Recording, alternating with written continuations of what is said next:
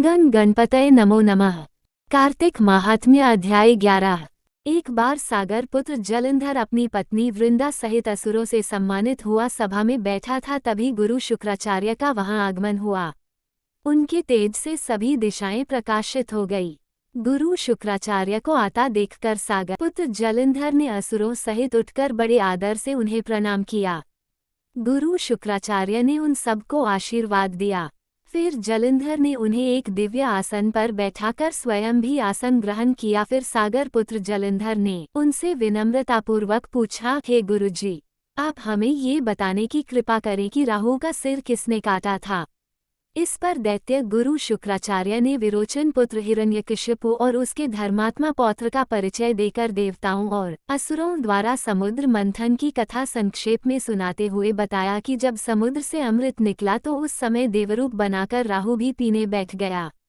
इस पर इंद्र के पक्षपाती भगवान विष्णु ने राहु का सिर काट डाला। अपने गुरु के मुख से इस प्रकार के वचन सुनकर जलंधर के क्रोध की सीमा न रही, उसके नेत्र लाल हो गए। फिर उसने अपने धस्मर नामक दूत को बुलाया और उसे शुक्राचार्य द्वारा सुनाया गया वृतांत सुनाया।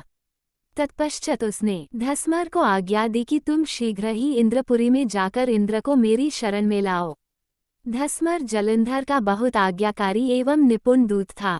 वह जल्द ही इंद्र की सुधर्मा नामक सभा में जा पहुंचा और जलंधर के शब्दों में इंद्र से बोला, हे देवताधाम, तुमने समुद्र का मंथन क्यों किया और मेरे पिता के समस्त रत्नों को क्यों ले लिया?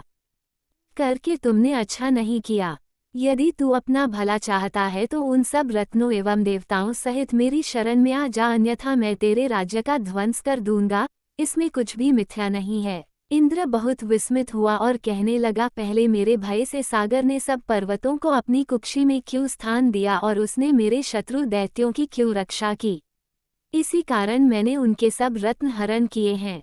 मेरा द्रोही सुखी नहीं रह सकता, इसमें संदेह नहीं। इंद्र की बात सुनकर वह दूत शीघ्र ही जलंधर के पास आया और सब बातें कह सुनाई।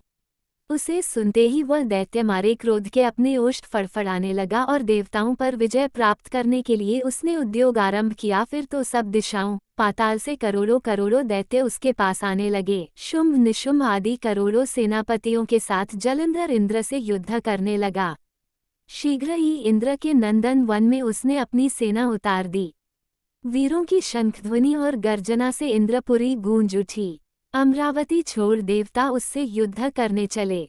भयानक मारकाट हुई। असुरों के गुरु आचार्य शुक्र अपनी मृत संजीवनी विद्या से और देवगुरु बृहस्पति द्रोणागिरी से औषधि लाकर जिलाते रहे।